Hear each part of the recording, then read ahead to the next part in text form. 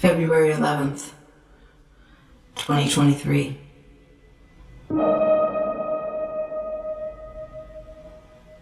Last night there was a party for a young artist uptown. I didn't really want to go because I'd seen the work and wasn't crazy about it. But I knew Claudine would be there, and I hadn't seen her since she'd moved back from Berlin. I was glad I went. It had been gray all day. It rained. Everyone who came into the gallery that day had tracked water around, which made perfect sense of the show because one of the main themes is transience. And I always think of water as a transient substance. The sky had cleared by the time I left, and I decided to walk to the party from the gallery, because when I got outside, the air had a magic twinge in it. That rare thing in the city where you need to be moving, and it feels electric, and your mind is talking to you in this perfect way, and it feels so good to be walking and looking around like nobody can see you. It reminded me of a dream I used to have when I was little. Like nobody can see you. It reminded me of a dream I used to have when I was little. February 11th. Charlotte came home from school with a scratch across her forehead. She wouldn't tell me how it had happened until I swore to her I'd keep it a secret. It made me nervous, but it wasn't a deep scratch. I only noticed it when I was brushing her hair. But she seemed really private about it, like it had been the mark in some secret ritual she'd been a part of. Sometimes watching her grow up makes me feel like I'm floating in outer space. Like this is her world and I'm just visiting. When she tells me what she's learned about her life, I'm really taken aback sometimes. Like the first time you hear a friend speak in a different language, their native language, a language you don't know. February 11th. When I was little, I had dreams about flying through the city at night while my parents were asleep. I looked up what it means. It means freedom of constraints or limitations in waking life. In the dream, I was flying up First Avenue, looking through all the high-up windows. Most people were asleep inside their apartments or watching television or playing board games. And there were a lot of yellow cabs on the street. I felt perfectly safe flying. I could look up at the clear black sky and feel like I could fly forever. List of constraints. Maybe it'll help. Number 1, time. Number 2, expectations. Number 3, language.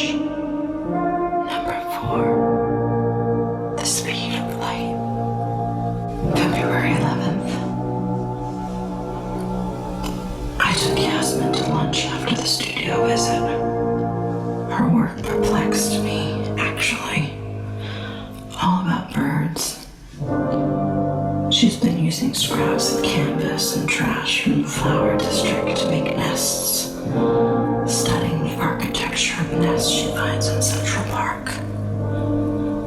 Some of the feathers she collected are really beautiful. Yasmin scares me a little. I don't think she takes good care of herself.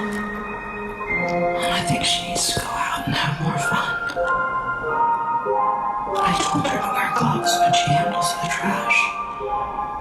She looked at me with pity after I said it, like, oh, poor you, you're so afraid. It made me kind of angry.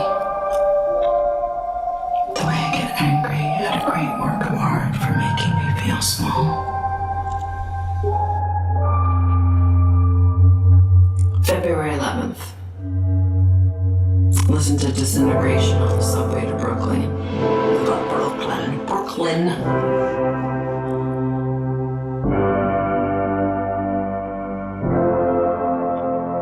February 11th.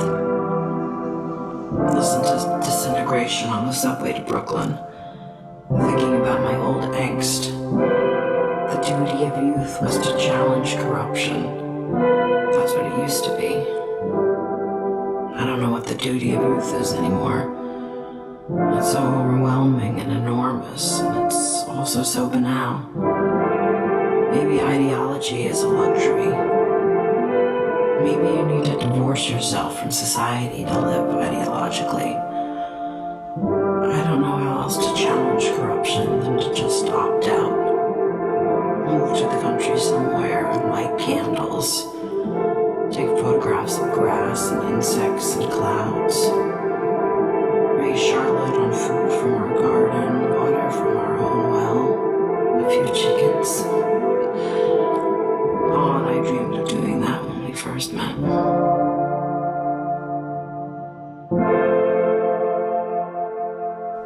February 11th.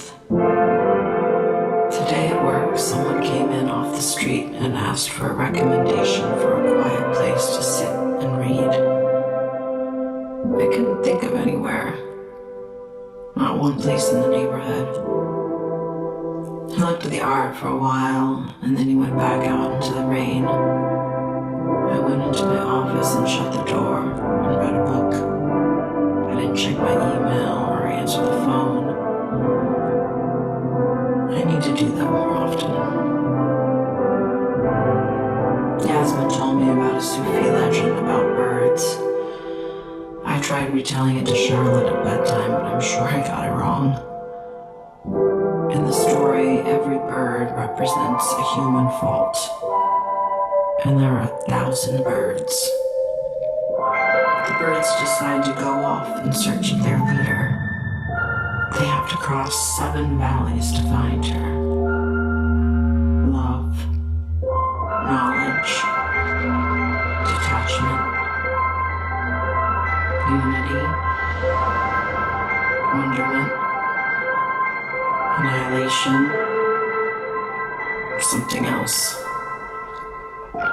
And when they realize there's this different way ahead, when they realize there's this difficult way ahead, most of them make up an excuse and go home. The nightingale, the parrot, the peacock, they almost all quit. In the end, only 30 birds make it. When they get to where they're going, they find a lake and look down and see themselves in the reflection. And they realize that they're their own leader. Together, they've been guiding themselves. I don't know. Yasmin didn't go on to explain what it meant to her. I don't feel like I'm looking for a leader. I know what my leader is. It's gravity. It's the weight of my life keeping me on the ground.